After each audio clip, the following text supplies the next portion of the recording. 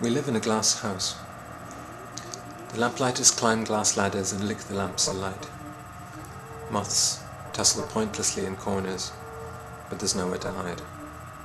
Dad darkens my sister's doorway, throws his shadow across the fine-haired skin of her white belly. He shoves his thing in, and the tip comes out bloody, and the lamplighters crane to watch. They will report what they've seen to the postman, and the postman will report it to the teachers, and the teachers, solemnly, to their classes. Then the school bullies will corner me in a piss-stinky lavatory cubicle and tell me. But I'll already know, because of the taste on Dad's dick.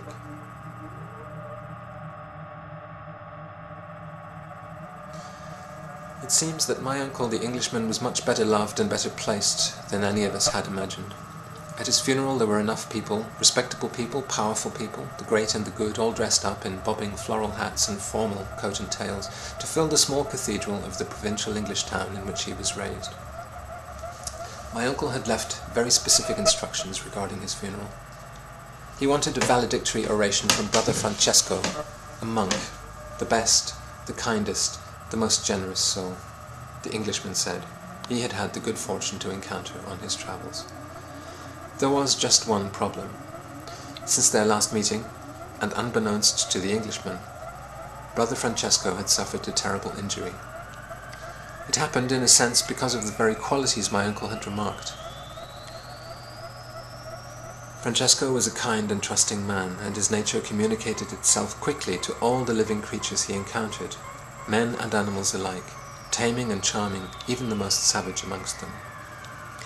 The monk liked to climb hills, seeking out high and solitary places from which to contemplate the perfection of God's creation. In a copse in the foothills of an Umbrian mountain, he was surprised one afternoon by a bear. Others would have fled or plugged the beast with a musket, but Francesco had more powerful weapons: his faith, his charm, and his trust. Soon he and the bear were fast friends. Returning day after day to the same spot beneath a magnificent cedar tree, Francesco and the bear developed a mutual love and trust. Unable to talk, they nevertheless pledged by certain signs and gestures an oath of mutual protection. Alas, the bear was all too true to his promise. When Brother Francesco happened to fall asleep and a bee landed on his forehead, the bear, seeing an affront, picked up a rock and smashed it down on the sleeping monk's head. The tiny intruder was crushed, certainly, but so too were significant portions of Francesco's brain. As the officiating minister at the Englishman's funeral explained to the assembled congregation, the monk had survived, but now suffered from a strange and awkward mental impairment. Francesco spoke the exact opposite of what he intended to say. When news of the Englishman's death and the request in his will had reached the hospital where the monk was being treated, hasty attempts had been made to coax and coach him to say only bad things about the Englishman, so that they would come out good. But the benign monk had curtly refused. "If I didn't believe the Englishman to have been the biggest fucking bastard who ever walked God's earth," he proclaimed, "I wouldn't say it." He meant, of course, that since he did believe the Englishman to have been a saint, that, and that alone, is what he would tell the congregation at the funeral. Unfortunately, the poor man had no understanding of his condition, and even less grasp of how to correct it. The very notion of insincerity, even with the very best of intentions, was abhorrent to him. The organizers of the funeral had therefore decided to let Brother Francesco conduct his oration in his own way, with the proviso that his peculiar and unfortunate condition would be explained to the congregation beforehand. In a brief preface, the explanation was given: the tale of the bear and the bee and the brain damage. A buzz passed through the genteel crowd, a ripple of anxiety.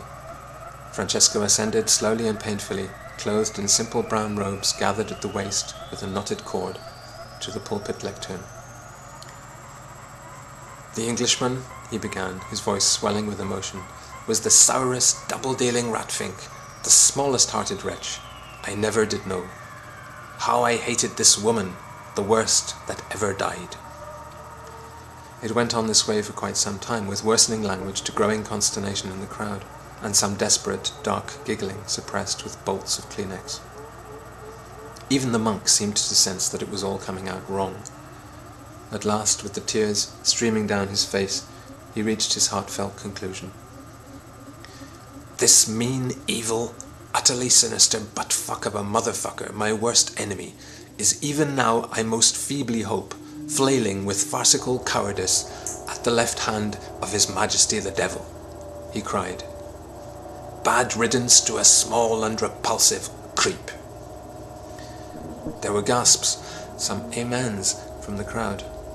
The man on my right turned and introduced himself as Francesco's speech therapist. "It's utterly remarkable," he whispered. "He's made a complete recovery." As I prepared to leave, I noticed my neighbours on the left.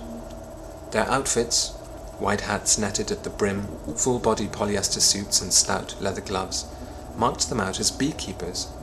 They were talking about bees, squishing spurts of sweetly scented smoke into the air from small green cans. "It's always a mistake killing bees," said the first beekeeper.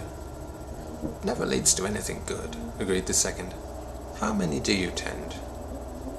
"I've got 2,000 bees in 5 hives, said the first. "What about you?" "I've got 30,000 bees in 2 hives, replied the second. 30,000 bees in just 2 hives, exclaimed the first. "Fuck 'em, said the second. "They're only bees."